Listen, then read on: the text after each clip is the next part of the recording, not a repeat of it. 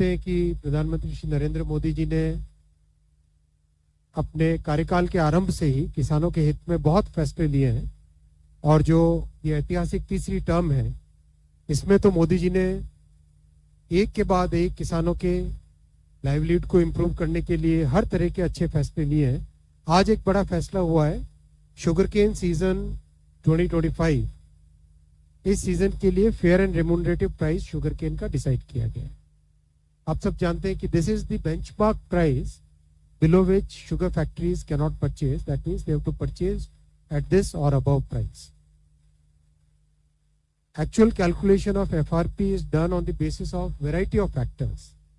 CACCP is the CACP, Agriculture Cost and Prices Committee. That committee basically works out the costing. किसानों के बहुत सारे factors, cost of production को, margin को, reasonable margin रहना चाहिए, recovery rate कितनी है sugar cane में, सब चीजों को ध्यान में रखते हुए ये फैसला लिया जाता है।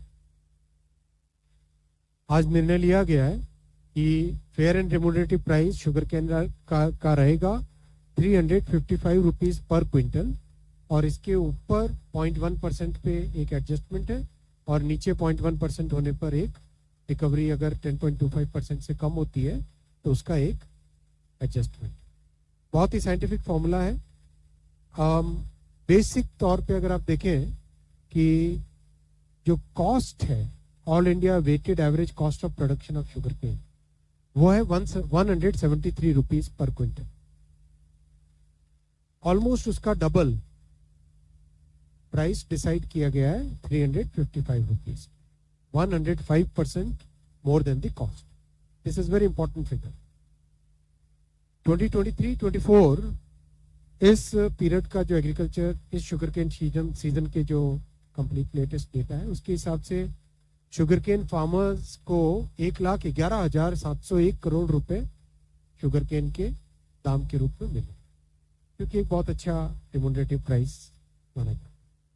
शुगर का प्रोडक्शन 320 लाख मेट्रिक टन और शुगर केन की क्रशिंग 3190 लाख। ओवरऑल यूथ और मिडिल क्लास के लिए इंफ्रास्ट्रक्चर, ट्रांसपोर्ट सेक्टर को इम्प्रूव करना और series of decisions for farmers welfare, ये सारे फैसले अब तक के ऐतिहासिक तीसरी टर्म में लिए गए हैं।